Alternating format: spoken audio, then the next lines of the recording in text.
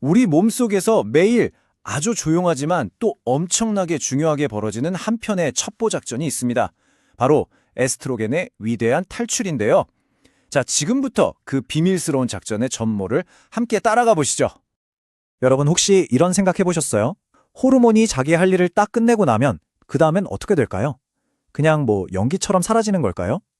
특히 에스트로겐 같은 경우는요, 뼈를 튼튼하게 하는 등 아주 중요한 임무를 마치고 나면 반드시 몸 밖으로 안전하게 빠져나가야만 해요.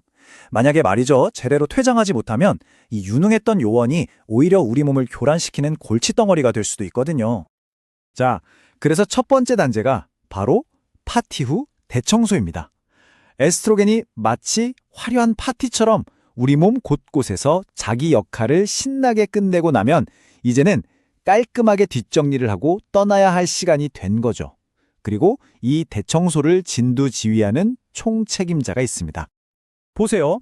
에스트로겐이 세포 안에서 자기 임무를 다 완수하면 거기에 계속 머물러 있을 수가 없어요. 곧바로 세포 밖으로 나와서 혈류라는 고속도로에 올라타죠. 그리고 이 여정의 최종 목적지는 어디일까요? 바로 우리 몸의 가장 중요한 해독기관, 간입니다. 진짜 작전은 바로 여기서부터 시작되는 겁니다. 네, 이제 작전의 핵심 지휘통제실, 간에 도착했습니다. 이곳에서 에스트로겐은 자신의 운명을 결정지을 세 개의 갈림길과 딱 마주하게 됩니다. 여기가 정말 흥미로운 지점인데요. 간에 도착한 에스트로겐은 세 가지 다른 운명의 길로 나뉘게 돼요. 첫 번째 길은 바로 좋은 길이라고 불리는 2OH 경로. 이건 에스트로겐을 가장 안전하고 안정적인 형태로 만들어서 내보내는 그야말로 베스트 경로예요. 그런데 문제가 되는 두 번째 길이 있죠. 바로 나쁜 길, 4OH 경로입니다. 이건 말 그대로 시한폭탄 같은 길이라서 DNA를 직접 손상시킬 수도 있거든요. 그래서 가장 피해야 할 경로고요. 마지막으로 중간 길인 16OH 경로가 있는데 이건 뼈 건강에는 도움이 되지만 여전히 활동성이 좀 남아있어서 양이 너무 많아지면 문제가 될 수 있는 좀 주의가 필요한 길이라고 할 수 있습니다. 그렇다면 가장 이상적인 작전 시나리오는 어떤 모습일까요? 바로 이 차트에서 보시는 것과 같아요. 우리 몸의 목표는 아주 명확합니다. 좋은 길로 가는 에스트로겐은 최대한 늘리고 나쁜 길은 아예 차단해버리고 중간 길은 적절한 수준으로 관리하는 거죠. 사실 우리 몸은 매 순간 이 완벽한 균형을 맞추기 위해서 보이지 않는 노력을 하고 있답니다. 자, 그런데 간에서 좋은 길을 선택했다고 해서 임무가 끝난 게 절대 아닙니다. 이제 에스트로겐은 몸 밖으로 완전히 빠져나가기 위한 마지막 여정을 떠나야 하는데 그러려면 안전하게 포장이 되어야 해요. 이 마지막 준비 단계를 글루쿠론산 포압이라고 부릅니다. 용어는 좀 어렵죠? 근데 원리는 아주 간단해요. 그냥 에스트로겐을 일종의 쓰레기 봉투에 쏙 담아서 물에 잘 녹는 형태로 바꿔주는 거라고 생각하시면 돼요. 이렇게 포장이 깍 되어야만 최종 목적지까지 안전하게 갈 수가 있거든요. 드디어 여정의 마지막 단계, 바로 장에 도착했습니다. 그런데 말이죠, 여기서 정말 예상치도 못했던 엄청난 반전이 기다리고 있습니다. 네, 맞아요. 바로 방해공작원, 일종의 사보투어가 나타날 수 있다는 겁니다.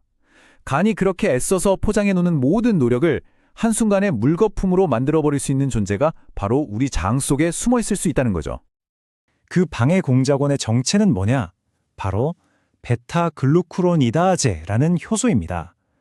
특정 나쁜 균들, 그러니까 유해균들이 만들어내는 이 효소가요, 아까 말했던 그 쓰레기 봉투를 싹둑 잘라버리는 날카로운 가위나 자물쇠를 풀어버리는 만능 열쇠 같은 역할을 하는 거죠. 과정은 이렇습니다. 장에 있는 나쁜 균들이 베타글루코로니다제라는 효소를 막 뿜어내면 안전하게 포장돼 있던 에스트로겐 봉투가 속수무책으로 뜯겨져 버려요. 결국 자유의 몸이 된 에스트로겐은 장벽을 통해서 다시 우리 몸속 혈액으로 쏙 재흡수되어 버립니다. 결국 위대한 탈출 작전은 실패로 돌아가고 에스트로겐이 몸에 다시 쌓이기 시작하는 최악의 시나리오가 펼쳐지는 거죠.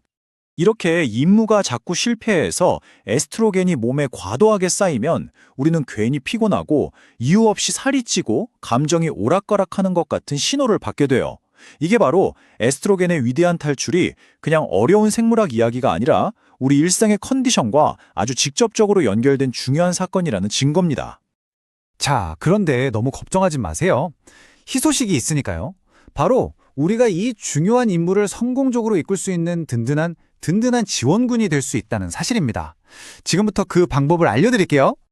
전통 한의학에서는 이 임무를 돕기 위해서 아주 강력한 허브 지원팀을 활용하기도 하는데요. 예를 들어서 황련에 들어있는 베르베린 성분은 아까 그 방해 공작원, 즉 유해균을 직접 공격해서 수를 줄여주고요. 대황은 배출되는 길 자체를 시원하게 청소하고 장벽을 튼튼하게 해서 에스트로겐이 다시 들어올 틈을 주지 않죠. 각자 맡은 역할이 다른 아주 든든한 지원군인 셈입니다. 물론 이런 특별한 허브가 아니더라도 우리가 일상에서 할 수 있는 것들이 정말 많아요. 브로콜리 같은 채소를 먹어서 간에 좋은 기를 응원해주고 요거트 같은 프로바이오틱스로 우리 편인 좋은 균 군대를 빵빵하게 키우고 물을 충분히 마시는 것만으로도 이 중요한 임무를 아주 훌륭하게 지원할 수 있습니다. 아, 여기서 정말 중요한 점 하나 꼭 기억하셔야 해요. 특히 황련이나 대왕처럼 효과가 강력한 허브들은 개인의 체질이나 상황에 따라 다르게 작용할 수 있어요. 그러니까 이걸 드시기 전에는 반드시 의사나 한의사 같은 전문가와 먼저 상담하는 게 원칙입니다. 아셨죠? 자, 그럼 오늘 이야기 핵심만 딱딱 정리해보는 최종 브리핑 시간입니다. 첫째, 에스트로겐은 간에서 안전하게 포장되어야 한다. 둘째, 간에는 좋은 길과 나쁜 길이 있다. 셋째, 장 속에 있는 나쁜 균이 이 모든 걸 망칠 수 있다. 그리고 가장 중요한 마지막, 우리의 건강한 식습관과 생활습관이 이 임무의 성공과 실패를 가르는 최고의 지원군이라는 사실 꼭 기억해 주세요. 마지막으로 이 질문을 한번 스스로에게 던져보시면 좋겠어요. 지금 이 순간에도 여러분의 몸속에서 묵묵히 임무를 수행하고 있는 이 보이지 않는 요원들은 과연 충분한 지원을 받고 있을까요? 오늘 여러분의 식탁에서부터 그들을 위한 든든한 지원군이 되어주는 건 어떨까요?